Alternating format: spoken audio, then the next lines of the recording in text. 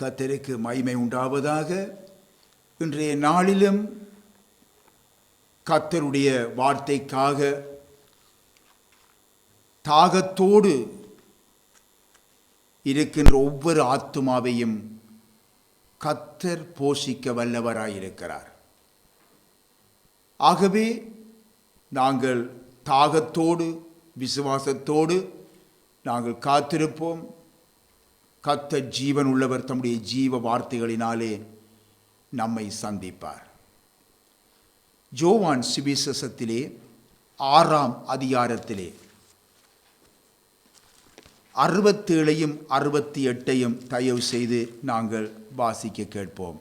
யோவான் சுவிசேஷம் 6ஆம் அதிகாரம் 67, 68.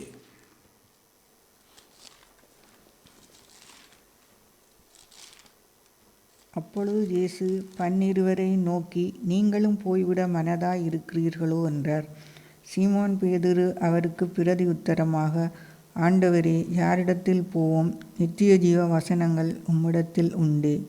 கர்த்தருக்கு மகிமை உண்டாவதாக. நம்முடைய ஆண்டவர் இயேசு கப்பர்நாகுமில உள்ள ஜெப ஆலயத்தில் நித்திய ஜீவனை குறித்து, அதாவது நித்தியமான ஒரு வாழ்வை குறித்து உபதேசித்துக் கொண்டு இருக்கிறார். மட்டுமல்ல, இதை உபதேசிக்கும் இவர் யார் என்பதை கூட அங்கே கூடியிருந்த ஜனங்களும், அங்கே அவரை பின்பற்றி கொண்டிருந்த அந்த அநேக சீஷர்களுக்கும் தெளிவாக அவர் வெளிப்படுத்தியிருந்தார். அதாவது நித்தியமான ஒரு வாழ்வை குறித்து பேசிக் கொண்டிருக்கிற வேளையில் இதை உபதேசிக்கிறவர் யார், இவர் யார் என்பதை கூட ஆண்டவர் இயேசு தெளிவாக அவர்களுக்கு வெளிப்படுத்தியிருந்தார். அதை நாங்கள் 38வது வசனத்திலே நாங்கள் பார்க்கிறோம். நான் வானத்தில் இருந்து இறங்கி வந்தேன் என்று சொல்லி அங்கே சொல்லுகின்றார். அருமையானவர்களே, வானத்திலிருந்து இறங்கி வருவது யார்? வானாதி வானங்களிலே வாழுகின்ற தேவன் அல்லவா? ஆகவே அவர்தான் மனிதனுக்கு ஒரு நித்திய வாழ்வை கொடுக்க முடியும். அவர்தான் மனிதனுக்கு ஒரு நித்திய வாழ்வு உண்டு, அவன் அதை பெற்றுக்கொள்ள வேண்டும் என்பதை குறித்து அங்கே திட்டமாக தெளிவாக அங்கே உபதேசித்துக் கொண்டு இருக்கிறார். அருமையானவர்களே, அவரை பின்பற்றிய சீஷர்கள் அநேகர் இதை கேட்டபொழுது என்ன செய்கிறார்கள் தெரியுமோ? இது கடினமான உபதேசம், இதை யார் கேட்பார்கள் என்று அவருடனே கூட நடவாமல் பின்வாங்கி போனார்கள் என்று சொல்லி அங்கே எழுதப்பட்டிருக்கிறதை நாங்கள் பார்க்கிறோம். அருமையானவர்களே, இந்த வேளையில் தான் ஆண்டவர் இயேசு தாம் அழைத்த 12 சீஷர்களையும் நோக்கி வேதனையோடு ஒரு கேள்வியை கேட்கிறார். என்ன தெரியுமா? நீங்களும் போய்விட மனதாய் இருக்கிறீங்களா என்று சொல்லி கேட்கிறார். நீங்களும் போய்விட மனதாய் இருக்கிறீர்களா என்று சொல்லி கேட்ட அந்த அவருடைய வேதனையான கேள்வியை ஒரு விசை நீங்கள் இருதயத்தில் எண்ணி பார்க்க வேண்டும். அப்பொழுதுதான் அவருடைய பிரதான சீசனாகிய சீமோன் பேதுரு இயேசுவை நோக்கி, ஆண்டவரே, யாரிடத்தில் போவோம்? நித்திய ஜீவ வசனங்கள் உம்மிடத்தில் உண்டே. நீர் ஜீவனுள்ள தேவனுடைய குமாரனாய கிறிஸ்து என்று நாங்கள் விசுவசித்தும் அறிந்தும் இருக்கிறோம் என்று சொல்லி அங்கே சொல்லுவதை நாங்கள் பார்க்கின்றோம். அருமையான தேவனுடைய பிள்ளைகளே, இந்த சம்பவம் என்னுடைய இருதயத்திலே எப்பொழுதும் ஒரு வாஞ்சை, அதாவது இந்த வார்த்தை இருதயத்தை எப்பொழுதும் அசைக்கின்றதாக இருக்கிறது. ஆம் அருமையானவர்களே, இருதயத்தை அசைக்கின்ற ஒரு வார்த்தை, ஆண்டவருடைய கேள்வியும் அதற்கு அந்த பிரதான சீசன் சொன்ன வார்த்தையும் பதிலும் நம்முடைய இருதயத்தை அசைக்கிற வார்த்தைகள். அருமையானவர்களே, நாங்கள் எல்லாருமாக சேர்ந்து நாங்கள் ஒரு பாடலை நாங்கள் பாடப்போகிறோம். பாடுவோமா? யாரிடம் செல்வோம் இயேசுவே, ஜீவன் தரும் வார்த்தையெல்லாம் உம்மிடமன்றோ உள்ளன. யாரிடம் செல்வோம் இயேசுவே, ஜீவன் தரும் வார்த்தையெல்லாம் உம்மிடமன்றோ உள்ளன.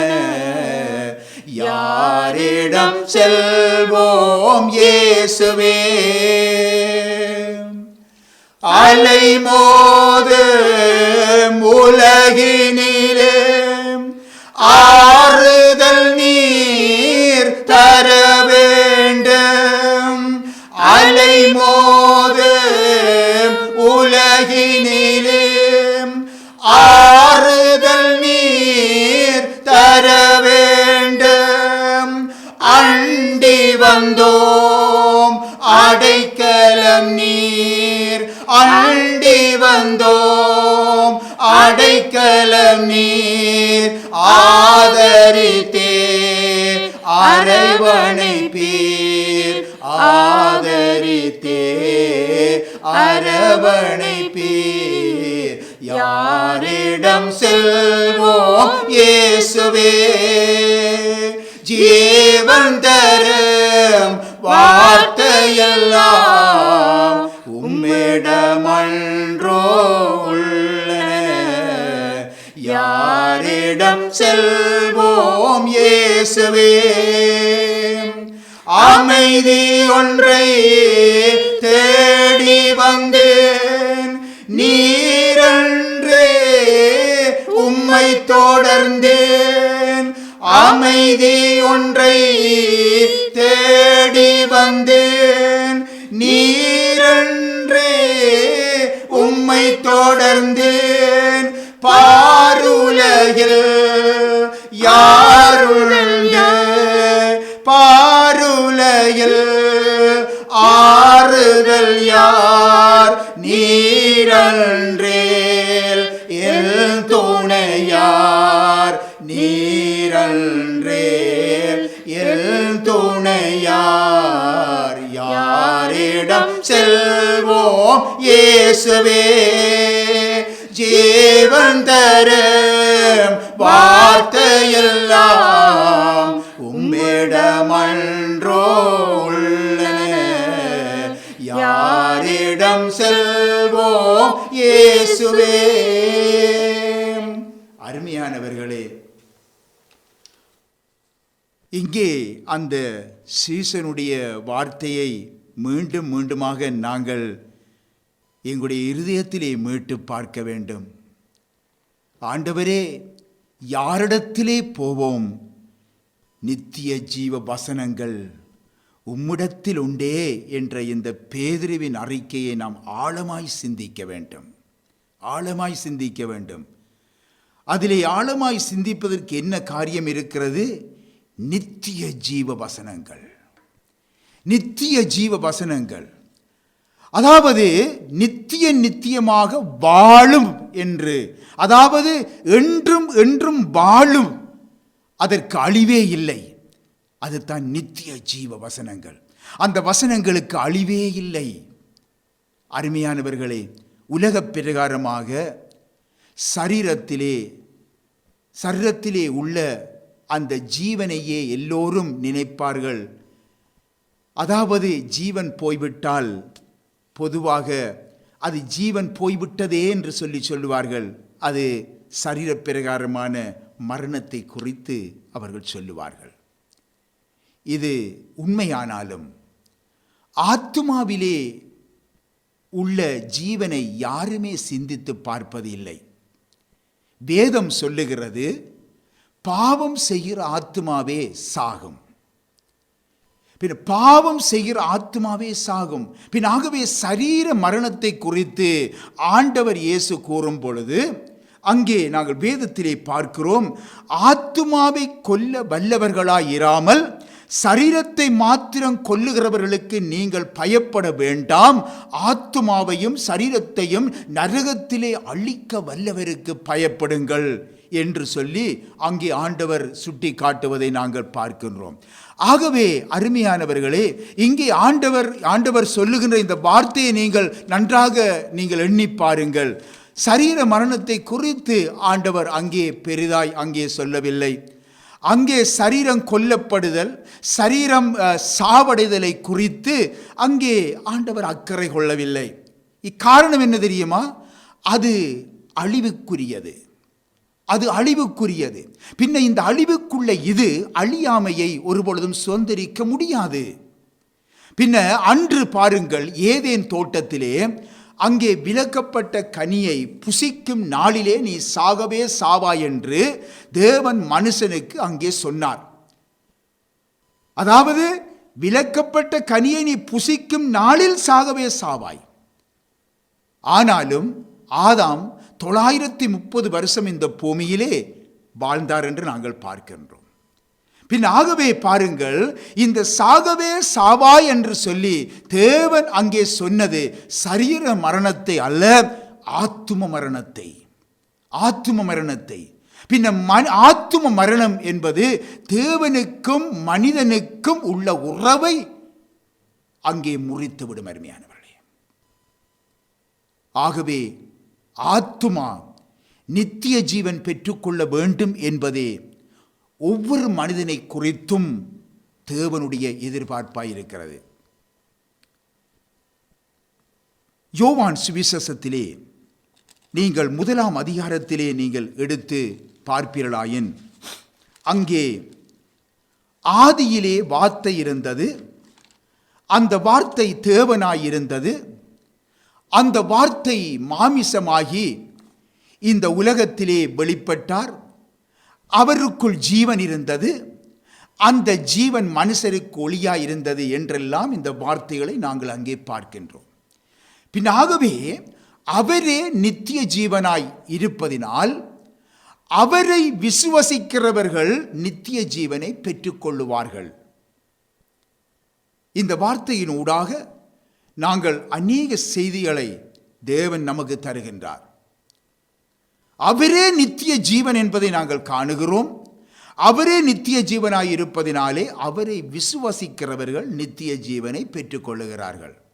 இந்த பூமிக்குரிய வாழ்க்கையில் தான் இந்த நித்திய ஜீவனை ஒரு மனிதன் பெற்றுக்கொள்ள வேண்டும், அந்த நிச்சயத்தை பெற்றுக்கொள்ள வேண்டும். அதற்குத்தான் அந்த வாய்ப்பு இந்த பூமியிலே தரப்பட்டிருக்கிறது. அந்த சந்தர்ப்பத்தை எந்தொரு மனுஷனும் இழந்துவிடக்கூடாது. எந்தொரு மனுஷனும், தேவனுடைய பிள்ளைகள் கூட இந்த சந்தர்ப்பத்தை இழந்துவிடக்கூடாது. அருமையானவர்களே, அருமையான தேவனுடைய பிள்ளைகளே, இந்த கர்த்தருடைய இந்த வேதத்திலே, இந்த யோவான் சுவிசேஷத்திலே 1 அதிகாரத்திலே நீங்கள் வாசித்து பார்க்கும் பொழுதெல்லாம் அங்கே நித்திய ஜீவனை குறித்து தெளிவாக அங்கே சொல்லப்பட்டிருப்பதை பார்க்கின்றோம். இப்பொழுது பாருங்கள், வேத வாக்கியங்கள் மூலம் நித்திய ஜீவன் உண்டு என்ற உண்மையை நாங்கள் வேதத்திலிருந்து அறிகிறோம். அதாவது வேத வாக்கியங்கள் மூலம் நித்திய ஜீவன் உண்டு. நீங்கள் எடுங்கள், யோவான் சுவிசேஷத்திலே 5 அதிகாரத்திலே 39வது வசனத்தை தயவு செய்து வாசியுங்க. வேத வாக்கியங்களை ஆராய்ந்து பாருங்கள், அவைகளால் உங்களுக்கு நித்திய ஜீவன் உண்டென்று எண்ணுகிறீர்களே. என்னை குறித்து சாட்சி கொடுக்கிறவைகளும் அவைகளே. வேத வாக்கியங்களை பற்றி கொண்டு நீங்கள் இதில் நிலைத்திருக்க வேண்டும் என்பது இதிலிருந்து தெளிவாக விளங்குகிறது. வேத வாக்கியங்களை ஆராய்ந்து பாருங்கள், அவைகளால் உங்களுக்கு நித்திய ஜீவன் உண்டு. பின் ஆகவே வேத வாக்கியங்களை பற்றி கொண்டு அதிலே நிலைத்திருக்க வேண்டும். அருமையானவர்களே, இந்த காலங்களிலே அநேகர் வேத வாக்கியங்களை விட்டு விலகி ஜீவிக்கிறார்கள். வேத வாக்கியங்களை சார்ந்து நிற்காத ஊழியங்கள் இன்றைக்கு அநேகம்தான் இந்த உலகத்திலே நடைபெற்று கொண்டிருக்கிறது. அருமையானவர்களே, ஆகவே இது எல்லாவற்றையும் இன்றைக்கு அநேகர் இன்றைக்கு இதனுடைய தாக்கத்தை தெரிந்து கொள்வதில்லை, அதை உணராதவர்களாயிருக்கிறார்கள். எவ்வளவு ஆபத்தானது என்பதை இன்றைக்கு அவர்கள் உணராமல் நடக்கின்றார்கள். அருமையானவர்களே, நித்திய ஜீவனுக்குரிய அந்த வழியை அறிந்தும் இக்கால வஞ்சகங்களாலே வஞ்சிக்கப்பட்டு வசனத்தை விட்டு வழிவிலகி நித்திய ஜீவனுக்கு தூரமாகி விடுகிறார்கள். இங்கே நாங்கள் வாசித்த வேத பகுதியிலே வேத வாக்கியங்கள் மூலமாக நித்திய ஜீவன் உண்டு என்பதை நாங்கள் அறிந்து கொள்ளுகின்றோம். மார்க்கு சுவிசேஷத்திலே 10ஆம் அதிகாரத்திலே ஒரு பணக்கார வாலிபனை நாங்கள் அங்கே சந்திக்கிறோம். அவன் இயேசு கிறிஸ்து இடத்திலே அவன் ஓடி வருகின்றான். அவருக்கு முன்பாக முழந்தாள் படியிடுகின்றான். நல்ல போதகரே என்று அழைக்கிறான். நித்திய ஜீவனை சுதந்திரித்துக் கொள்ள நான் என்ன செய்ய வேண்டும் என்ற ஒரு முக்கியமான ஒரு கேள்வியை அவர் முன்பாக வைக்கின்றான். அப்பொழுது ஆண்டவர் அவனிடத்திலே அன்பு கூர்ந்து, ஒரு குறைவுண்டு மகனே, நீ போய் உனக்கு உண்டானவைகளை எல்லாம் விற்று தரித்திரருக்கு கொடு என்று சொல்லி சொன்ன பொழுது அதற்கு கீழ்ப்படிய அவனுக்கு மனம் இல்லாமல் போய்விட்டது. அருமையானவர்களே, இந்த சம்பவத்தை சிறிது கொஞ்சம் நாங்கள் ஆழமாக சிந்திக்க வேண்டும். நல்ல போதகரே என்று அவன் அழைப்பதன் மூலமாக அவரை தேவன் என்று அவன் ஏற்றுக்கொண்டிருக்கிறதை நாங்கள் காணக்கூடியதாயிருக்கிறது. அவனிடம் பணமுண்டு, செல்வாக்கு உண்டு, நல்ல தீர்மானங்களை நல்ல முடிவுகளை எடுக்கக்கூடிய வாலிப வயது, சிறு வயது முதல் கற்பனைகளை கை கொள்ளுகின்றவனாயிருக்கிறான். ஆனால் நித்திய ஜீவன் இல்லை என்பதை, தன்னிலே நித்திய ஜீவன் இல்லை என்பதை அவர் உணர்கின்றான். நன்றாக தெரிந்து கொள்ள வேண்டும். அதை பெற்றுக்கொள்ள உரியவரிடமே அவன் வருவதைத்தான் நாங்கள் பார்க்கிறோம். பாருங்கள், சரியாக அவன் சரியான ஆழத்திலே சரியான தேவைக்காக அவன் வருவதை நாங்கள் காணக்கூடியதாயிருக்கிறது. அருமையானவர்களே, ஆண்டவர் இயேசுவினிடத்திலே வருகிறார். தன்னுடைய பணத்தாலோ தன்னுடைய செல்வாக்கினாலோ தன்னுடைய துடிப்புள்ள வாலிப வயதினாலோ அந்த வாலிப வயதிலே சிந்திக்கக்கூடிய அந்த ஆற்றலினாலோ அல்லது தான் கடைப்பிடிக்கின்ற அந்த கற்பனைகளினாலோ இந்த நித்திய ஜீவனை அடைய முடியாது என்பதை அவன் தெளிவாக உணர்ந்திருக்கிறான். அதை கொடுக்க வல்லவர் ஆண்டவராகிய இயேசு கிறிஸ்து என்பதை அவன் தெளிவாக அறிந்தவனாக, அதிலே ஒரு தெளிவு உடையவனாக அவரிடத்திலே நேராக வருகின்றான். ஆனால் அதை பெற்றுக்கொண்டானோ என்பதுதான் கேள்வி. அவன் பெற்றுக்கொண்டானா என்று பார்க்கும் பொழுது வேதத்திலே இல்லை என்றுதான் பதில் வருகிறது. ஏன்? எதற்காக? ஏன்? இயேசுவின் வார்த்தைக்கு கீழ்ப்படி அவனுக்கு விருப்பமில்லை. அதற்கு மேலாக தனக்கு என ஒரு விருப்பத்தை அவன் வைத்திருக்கிறான். அதனால் அவருடைய வார்த்தைக்கு கீழ்ப்படி அவனுக்கு விருப்பமில்லை, மனமில்லை. எல்லாம் நல்லது மகனே, ஆண்டவர் சொல்ற, எல்லாம் நல்லது மகனே, நீ போய் உனக்கு உண்டானவைகளை எல்லாம் நீ விற்று தரித்திரருக்கு கொடு, அப்பொழுது பரலோகத்திலே உனக்கு பொக்கிஷம் உண்டாயிருக்கும். பின்பு உன் சிலுவையை எடுத்துக்கொண்டு என்னை பின்பற்றி வா என்று சொல்லுகிறார். வேதம் சொல்லுகிறது என்ன தெரியுமா? அவன் மிகுந்த ஆஸ்தி உள்ளவனாய் இருந்தபடியினால் இந்த வார்த்தையை கேட்டு மனம் மடிந்து, அதாவது மனம் சோர்ந்து போய் துக்கத்தோடு அவன் போய்விட்டான். பார்த்தீங்களா அருமையானவர்களே? அவன் அவரை தேவனென்று அவன் ஏற்றுக்கொள்ளுகிறான், நல்ல போதகரே என்பதன் மூலமாக. ஆனால் அவரது வார்த்தையை ஏற்று கீழ்ப்படிய அவனுக்கு விருப்பமில்லை.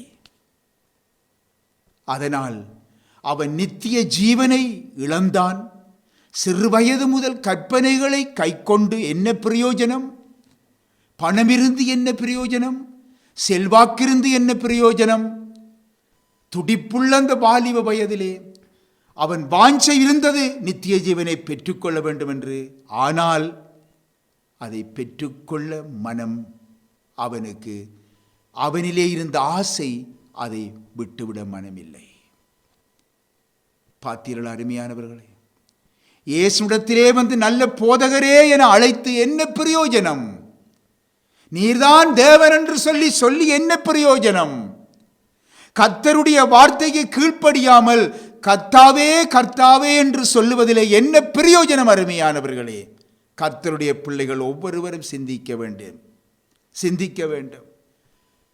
நாம் கர்த்தருடைய வார்த்தைக்கு கீழ்ப்படியாமல் கர்த்தாவே கர்த்தாவே என்று அழைப்பதிலோ, கர்த்தாவே கர்த்தாவே என்று அவரை பாடி துதிப்பதிலே என்ன பிரயோஜனம்? அருமையானவர்களே, லூக்கா சுவிசேஷத்திலே 6ஆம் அதிகாரத்தை நாங்கள் தயவு செய்து எடுத்துக்கொள்வோம். லூக்கா சுவிசேஷத்திலே 6ஆம் அதிகாரத்திலே 46வது வசனத்தையும் 49வது வசனத்தையும் தயவு செய்து வாசிங்க பார்ப்போம். என்னை ஆண்டவரே ஆண்டவரே என்று சொல்லியும் நான் சொல்லுகிறபடி நீங்கள் செய்யாமல் போகிறது என்ன? அடுத்தது 49, என் வார்த்தைகளை கேட்டும் அவைகளின்படி செய்யாதவனோ அஸ்திபாரம் இல்லாமல் மண்ணின் மேல் வீடு கட்டினவனுக்கு ஒப்பாயிருக்கிறான். நீரோட்டம் அதன் மேல் மோதிரவுடனே அது விழுந்து முழுவதும் அழிந்தது என்றார். பாருங்கள் அருமையானவர்களே, இங்கே நாம் வேத வசனத்தின்படி நாம் நம்முடைய ஜீவியத்தை அமைத்து கொள்ள வேண்டும். அப்பொழுதுதான் நாம் நித்திய ஜீவன் நமக்கு உறுதியாயிருக்கிறது. அருமையானவர்களே, வேத வசனத்தின்படி, தேவன் சொல்லுகிற வார்த்தையின்படி நம்மை கீழ்ப்படுத்தி அதற்கு கீழ்ப்பட்டு நாம் நடக்கும் பொழுதுதான் நித்திய ஜீவன் நமக்கு உறுதியாயிருக்கிறது. அருமையானவர்களே, இங்கே நாங்கள் பார்க்கிறோம், நான் உங்களுக்கு சொல்லுகிற வசனங்கள் ஆவியாயும் ஜீவனுமாய் இருக்கிறது என்று ஆண்டவர் இயேசு திட்டமும் தெளிவுமாக இந்த யோவான் சுவிசேஷம் 6ஆம் அதிகாரத்திலே 63வது வசனத்திலே சொல்லுவதை நாங்கள் பார்க்கின்றோம். அருமையானவர்களே, அருமையான தேவனுடைய பிள்ளைகளே, இங்கே நாங்கள் பார்க்கும் பொழுது, இங்கே நான் உங்களுக்கு சொல்லுகிற வசனங்கள் ஆவியாயும் ஜீவனுமாயிருக்கிறது. ஆகவே நீங்கள் இந்த யோவான் சுவிசேஷத்திலே 6வது வசனத்தை நீங்கள் எடுத்து 6வது அதிகாரத்தை எடுத்து நீங்கள் முழுவதுமாய் நீங்கள் வாசித்து பாருங்கள். அருமையானவர்களே, முழுதும் நீங்கள் வாசித்து பார்க்கும் பொழுது அங்கே இந்த நித்திய ஜீவனை குறித்து நீங்கள் மிக தெளிவாக நீங்கள் தெரிந்து கொள்ள முடியும். அருமையானவர்களே, யோவான் சுவிசேஷம் 6. இப்பொழுது 47வது வசனத்தை இரண்டாவது காரியத்துக்காக நாங்கள் வாசிப்போம். 6வது அதிகாரத்திலே 47வது வசனம் வாசிங்க. யோவான் சுவிசேஷம்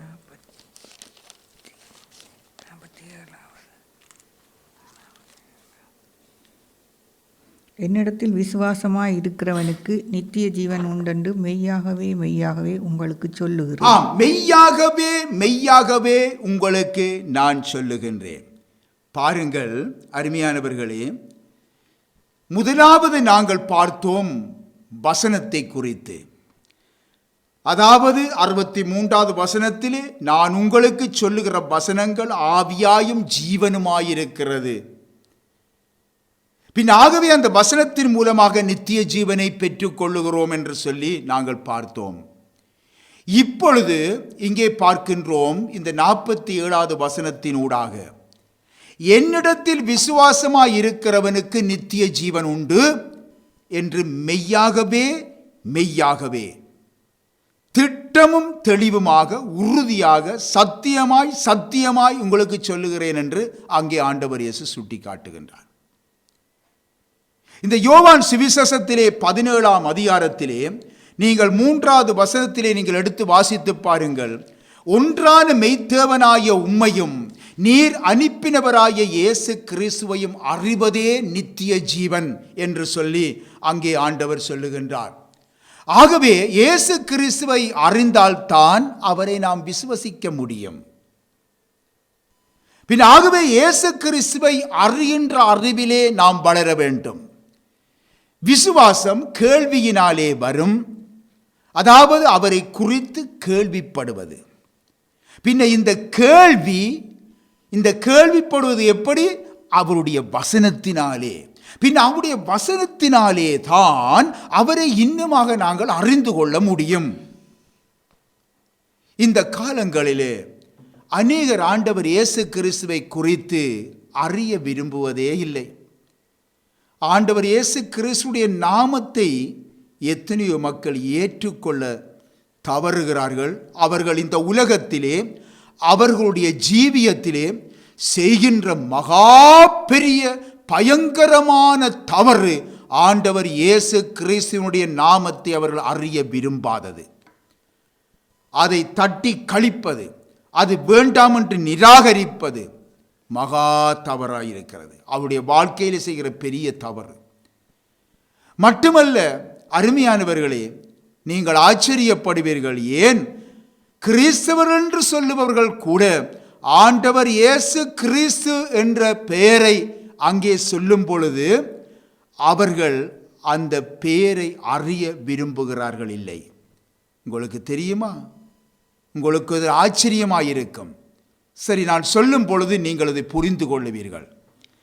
சிலர் நாம் அறிந்திருக்கிறோம் என்று சொல்லுவார்கள். இன்னும் சிலர், ஆனால் அருமையானவர்களே, அவர்கள் மரியாளையும் புனிதர்களையும் வழிபடுவதிலே மிகவும் ஒரு வைராக்கியத்தை காண்பிக்கிறவர்களாக இருக்கிறார்கள். இது தங்களுடைய பாரம்பரியங்களை அவர்கள் கைக்கொள்ளுவதிலும் அவர்கள் வைராக்கியம் உடையவர்களாக இருக்கிறார்கள். மட்டுமல்ல, இது எங்களுடைய பெற்றோர்கள் எங்களுக்கு வழிகாட்டினது, எங்களுடைய பெற்றோர்கள் வழிகாட்டினது, அதை எப்படி நாங்கள் அதை மறுக்க முடியும், மாற்ற முடியும் என்றெல்லாம் வாதாடுகிறவர்களாய் காணப்படுகிறார்கள். ஆம், அவர்கள் இயேசு கிறிஸ்துவை அறியவில்லை. அவர்கள் கிறிஸ்தவர்கள்தான், ஆனால் அவர்கள் இயேசு கிறிஸ்துவை அறியவில்லை. ஆகவேதான் அவர்களுடைய விசுவாசமும் நம்பிக்கையும் வேறு ஒன்றில் இருப்பதை நாம் காண முடிகிறது. எங்கே? மரியாள் மேலும் புனிதர்கள் மேலும் அங்கே அவர்களுடைய நம்பிக்கை இருக்கிறது. மட்டுமல்ல, தங்களுடைய பாரம்பரியங்களின் மேலும் அவர்களுடைய நம்பிக்கை அங்கே இருப்பதை நாங்கள் பார்க்கிறோம். அருமையானவர்களே, யோவான் சுவிசேஷத்திலே 4ஆம் அதிகாரத்திலே ஆண்டவர் இயேசு அங்கே ஒரு சமாரிய ஸ்திரியோடு அங்கே உரையாடி கொண்டிருப்பதை நாங்கள் அங்கே பார்க்கக்கூடியதாக இருக்கிறது. அங்கே 12ஆம் வசனத்திலே பார்க்கும் பொழுது, அங்கே இந்த கிணற்றை தந்த நம்முடைய பிதாவாகிய யாக்கோபை பார்க்கிலும் நீர் பெரியவரோ என்று சொல்லி அங்கே சமாரிய ஸ்திரீ ஆண்டவர் இயேசுவினிடத்திலே கேட்கின்றாள். அந்த கிணற்றை தந்த நம்முடைய பிதாவாகிய யாக்கோபை பார்க்கிலும் நீர் பெரியவரோ? ஆம் அருமையானவர்களே, இந்த சமாரிய ஸ்திரியைப் போலத்தான் இந்த காலத்திலே, இந்த சமாரிய ஸ்திரியைப் போல இந்த காலங்களிலே சிலர், மரியாள் இல்லாமல் இயேசு வந்திருக்க முடியுமா? மரியாள் எங்கள் தாயல்லவா, அவளை நாங்கள் விட்டுவிட முடியுமா? இவ்விதமாக தங்கள் கிரியைகளினாலே இந்த உலகத்திற்கு இயேசுவை தந்த மரியாளை விட இயேசு பெரியவரோ என்று சமாரிய ஸ்திரீ கேட்டது போன்று தங்களை அப்படியே அவர்கள் வெளிப்படுத்துகிறார்கள். சமாரிய ஸ்திரியின் அந்த சுபாவத்தை அவர்கள் வெளிப்படுத்துகிறார்கள். நம்முடைய ஆவிக்குரியவர்களில் அநேகர் கூட அருமையானவர்களே, இந்த தவறை நிச்சயமாக அவர்கள் செய்கிறார்கள். கர்த்தர் இயேசுவுக்கு பயப்படுவதை பார்க்கிலும் தங்களுடைய போதகருக்கு பயப்படுகிறார்கள், சபை ஊழியர்களுக்கு பயப்படுகிறார்கள், சபையில் இருக்கிற சக விசுவாசிகளுக்கு பயப்படுகிறார்கள், சபையின் சட்டதிட்டங்களுக்கு பயப்படுகிறார்கள். அருமையானவர்களே, வேத வசனம் என்ன சொல்லுகிறது, கர்த்தர் என்ன சொல்லுகிறார் என்பது முக்கியமற்று தங்களுடைய போதகர், தங்களுடைய ஊழியர் சொல்லுவதையே அவர்கள் செய்வதை ஒரு வேத வாக்காக எடுத்து அவர்கள் செய்து கொண்டிருக்கிறார்கள். சில நேரங்களிலே நான் சில காரியங்களை கேள்விப்படுவதுண்டு. சில இடங்களிலே பாருங்கள், போதகர் சொல்லுகிறார், நீ வெள்ளை உடுப்பு உடுத்தாமல் நீ சபைக்கு வரக்கூடாது என்றால் அவர்கள் நடுங்கி அடுத்த நாள் வெள்ளை உடுப்பே போட்டு கொண்டு வந்திருக்கிறார்கள். பின் ஆகவே பாருங்கள், அங்கே கர்த்தருக்கு பயப்படுகிற பயம் இல்லை. ஆனால் ஒரு போதகர் சொல்லுகிறாரே, அதற்கு அப்படியே கீழ்ப்படிந்து விடுகிறார்கள். அது வேத வாக்கியங்கள் இதை குறித்து சொல்லுகிறது என்று அல்ல. வேத வாக்கியங்களுக்கு கீழ்ப்படுத்தி நடக்க மாட்டார்கள். ஆனால் ஒரு மனிதன் சொல்லுவதற்கு அப்படியே பயப்படுகிறார்கள். சபையின் மனித சட்டங்களுக்கு அப்படியே பயப்படுகிறார்கள். அருமையானவர்களே, கிறிஸ்து இயேசுவினுடைய பாதையில தங்களுடைய சபையில ஒரு வகை வெறி கொண்டவர்களாக காணப்படுகிறார்கள். சபையிலே அன்பு கூறுவது வேறு, சபையிலே ஒரு வெறி கொள்ளுவது, ஒரு மத வெறியை, மார்க்க வெறியை உண்டு பண்ணி இருப்பது, அது மிகவும் கூடாது. ஆனால் வேதம் சபையிலே அன்பு கூற வேண்டும், அதற்கு தங்களை ஒப்புக் கொடுக்க வேண்டும் என்று தெளிவாக கூறுகின்றது. வெறி அல்ல.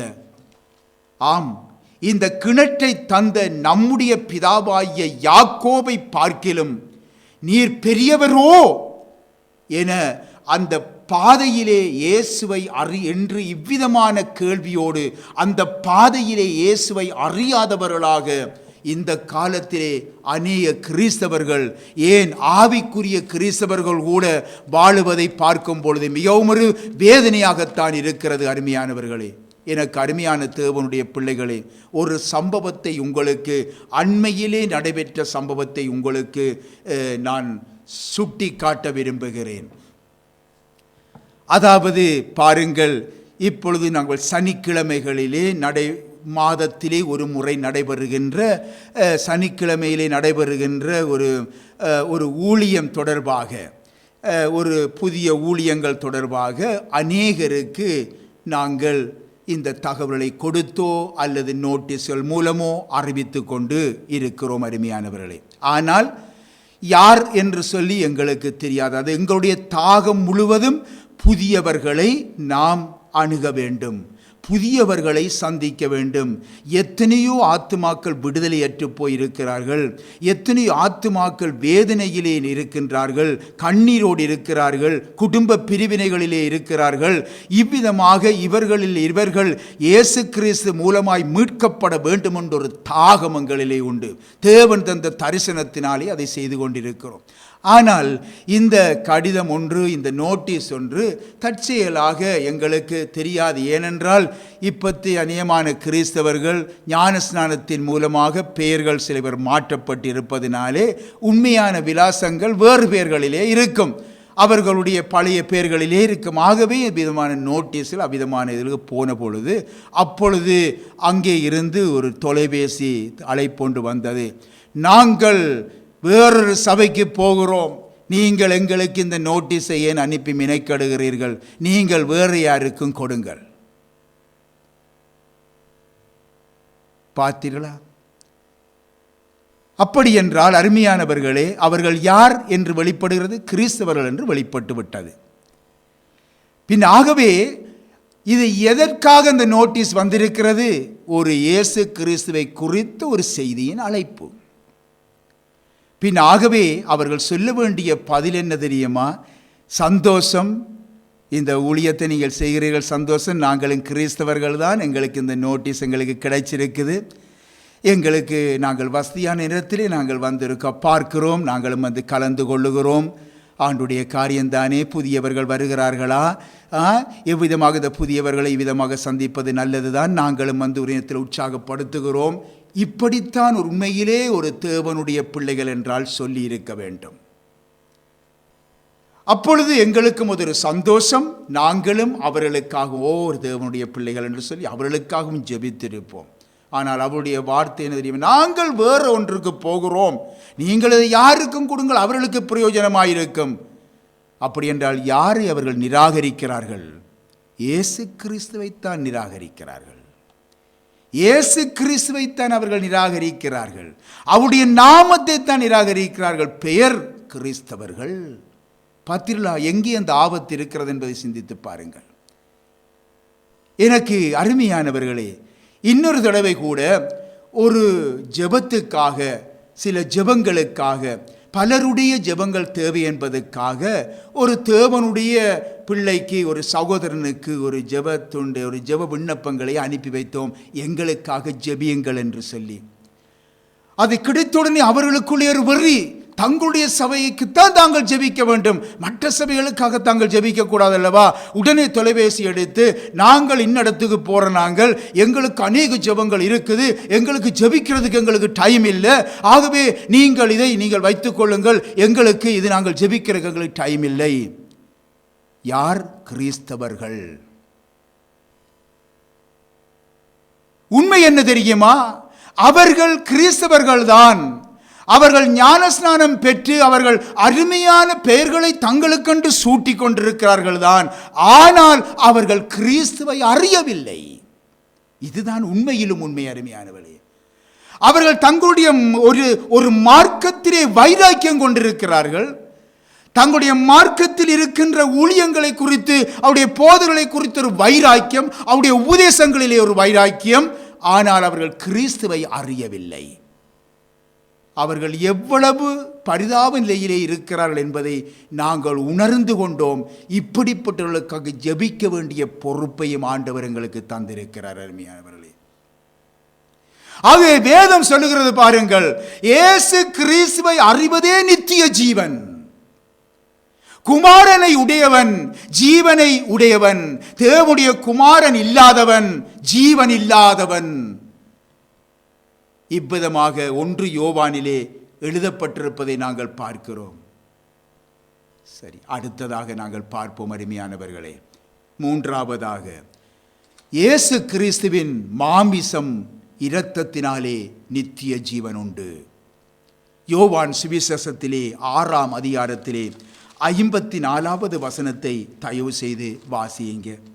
6ஆம் அதிகாரம் 54வது வசனம். என் மாம்சத்தை புசித்து என் இரத்தத்தை பானம் பண்ணுகிறவனுக்கு நித்திய ஜீவன் உண்டு, நான் அவனை கடைசி நாளில் எழுப்புவேன். கர்த்தருக்கு மகிமை. ஆண்டவர் இயேசு நம்மேல் கொண்ட அன்பினால் அருமையானவர்களே, தம்மையே பலியாக்கி நமக்கு தம்முடைய மாமிசத்தையும் இரத்தத்தையும் அவர் கொடுத்திருக்கிறார். அது பாவ மன்னிப்பு உண்டாகும்படி இயேசு கிறிஸ்துவினாலே கொடுக்கப்பட்ட புதிய உடன்படிக்கை. நாம் திருப்பந்தியிலே பங்கு பெறும் பொழுதெல்லாம் அருமையானவர்களே, கர்த்தருடைய மரணத்தை நினைவு கூறுகிறோம்.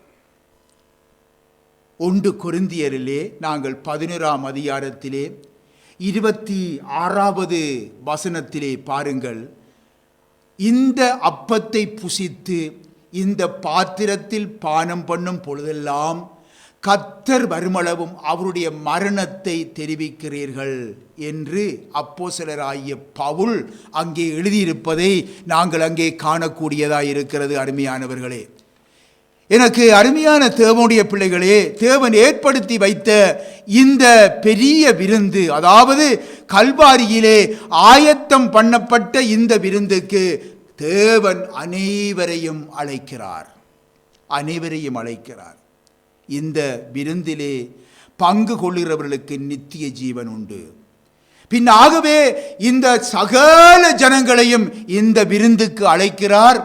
ஆகவே அந்த விருந்துக்கு உரிய ஆயத்தத்தோடு வந்து சகல ஜாதி ஜனங்களும் பங்கு கொள்ள வேண்டும். அப்பொழுதுதான் அவர்களுக்கு நித்திய ஜீவன். அருமையானவர்களே, இதற்கு அழைக்கப்பட்டவர்கள் பாக்கியவான்கள். நீங்களும் நானும் அழைக்கப்பட்டவர்கள் பாக்கியவான்கள். ஆனால் இன்னும் எத்தனையோ பேருக்கு அழைப்பு போய்கொண்டிருக்கிறது. அருமையானவர்களே, அழைப்பு போய்கொண்டே இருக்கிறது. வாருங்கள் வாருங்கள் வாருங்கள், விருந்து ஆயத்தமாய் இருக்கிறது என்று சொல்லி எத்தனையோ தேவனுடைய பிள்ளைகள் கூட இந்த பந்தியிலே பாருங்கள், இந்த நினைவு கூறுதல் பந்தியிலே இன்றைக்கு கலந்து கொள்ளாமல் விட்டு விடுகின்றார்கள் சிலர். கிறிஸ்துவின் உடனான இந்த நித்திய ஜீவனை அவர்கள் துண்டித்து போடுகிறார்கள். எவ்வளவு வேதனை! அவர்கள் பலவிதமான சாக்கு போக்களை சொல்லுகிறார்கள் தான். ஆனால் அருமையான தேவனுடைய பிள்ளைகளே, இந்த சாக்கு போக்குகளை நாம் முன்வைக்க முடியாது. நமக்கு இந்த திருப்பந்தியிலே, இந்த விருந்திலே கலந்து கொள்ள நமக்கு தகுதி இல்லை என்று கண்டால் நாம் நம்மை உடனடியாக தேவனுடைய சமூகத்திலே ஒப்புரவாகி நம்மை தகுதிப்படுத்தி கொள்ள வேண்டும். கர்த்தருடைய பந்தி முக்கியமான ஒரு பந்தி. கர்த்தருடைய சபைகளிலே மிகவும் கனத்துடன், மிகவும் பயபக்தியுடன் ஆசரிக்க வேண்டிய திருச்சடங்கு இந்த திருவிருந்து பந்தி. அருமையானவர்களே, என்பதை மறந்துவிடக்கூடாது. நாம் சில பேர் விளையாட்டாக எண்ணுகிறார்கள். அது விளையாட்டு காரியம் அல்ல, மகாமியவும் பெருமதியான காரியம். கர்த்தருடைய திருச்சரீரமாகிய அப்பம், அவருடைய திரு இரத்தமாகிய ரசம், இது குற்றப்படும்படியாய் நம்முடைய நடக்கைகள் காணப்படக்கூடாது. திருவிருந்து நீங்கள் எடுக்கும் பொழுதெல்லாம் நித்திய ஜீவனிலே நீங்கள் நிலைத்திருக்கும்படிக்கு எடுத்துக்கொள்கிறீர்கள் என்பதை நாம் மறந்துவிடக்கூடாது. தகுதியோடு புசித்தால் நித்திய ஜீவனை நாம் ஒவ்வொருவரும் பெற்றுக்கொள்வோம். அபாத்திரமாக புசிக்கிறவர்கள் எவ்வளவு பெரிய ஆக்கினையை அடைவார்கள் என்ற எச்சரிப்பையும் நாம் நிச்சயமாக தெரிந்து கொள்ள வேண்டும். அருமையானவர்களே, இந்த திருப்பந்தியை நாம் ஆசரிப்பது மட்டுமல்ல, இந்த திருப்பந்தியை நாம் பக்தியோடு ஆசரிப்பது மட்டுமல்ல, இன்றைக்கு எத்தனையோ ஜனங்கள் இன்றைக்கு இவ்விதமான பந்தியிலே கலந்து கொள்ள முடியாத ஒரு தகுதியற்றவர்களாக இருக்கிறார்கள். அவர்களுக்கு இயேசு கிறிஸ்துவை அறிவித்து, அவருடைய சிலுவை பாடுகளை அறிவித்து, அவருடைய மரணத்தை குறித்து அறிவித்து, அவருடைய உயிர்த்தெழுதலை குறித்து அறிவித்து, மீண்டும் அவருடைய வருகையை குறித்து அறிவித்து, அவருடைய பந்தியிலே கலந்து கொள்ள தகுதியுள்ள ஒரு ஜனமாக நாம் ஒவ்வொருவரும் அவர்களை மாற்ற நாம் பிரயாசப்பட வேண்டும். அருமையானவர்களே, நாம் இந்த உலகத்திலே இருக்கும் வரைக்கும் நமக்கு இதுதான் முக்கியமான வேலை. தேவ வார்த்தைகள் நம்மை பரிசுத்தப்படுத்துகிறது. தேவனுடைய வார்த்தைகள் தான் சத்தியமாயிருக்கிறது. சத்தியத்தை அறியும் அறிவுதான் நம்மை விடுதலையாக்குகிறது. நம்முடைய ஆத்மாவிலும் சரீரத்திலும் ஒரு விடுதலையை கொடுக்கிறது. கர்த்தருடைய வசனம்தான் நம்மை பலப்படுத்துகிறது. கர்த்தருடைய வசனம்தான் நம்மை தேற்றுகிறது. கர்த்தருடைய வசனம்தான் கடைசி நாளிலே இந்த உலகத்தை நியாயம் தீர்க்கப் போகிறது. அருமையானவர்களே, ஆகவே எனக்கு அருமையான தேவனுடைய பிள்ளைகளே, கர்த்தருடைய வசனத்தை உறுதியாய் பற்றி கொள்ளுவோம். நம்முடைய அனுதின ஜீவியத்திலும் நம்முடைய ஊழியத்திலும் நாம் கர்த்தருடைய வசனத்தின்படி, வேத வசனத்தின்படி நாம் நடக்கும்படிக்கு நம்மை ஒப்பு கொடுப்போம். ஆகவே வசனத்தை விட்டு நாம் எள்ளளவும் நாம் விலகிவிடக்கூடாது. அருமையானவர்களே, வேத வசனத்தை ஆராய்ந்து பாருங்கள். அதிலே உங்களுக்கு நித்திய ஜீவன் உண்டு என்பதை நீங்கள் அறிந்து கொள்ளுகிறீர்கள். ஆகவே அருமையானவர்களே, வேத வசனத்தை நாம் ஆராய்ந்து பார்த்து நாளுக்கு நாள் நம்மை ஆயத்தப்படுத்தி, நம்மை அதுக்கேற்றவர்களாக எங்களை மாற்றி நாம் நித்திய ஜீவனை சுதந்திரித்து கொள்ள நம்மை முற்றும் முழுதாக அர்ப்பணித்து விட வேண்டும். கர்த்தர் உங்கள் அனைவரையும் ஆசீர்வதிப்பாராக. ஆமீன்.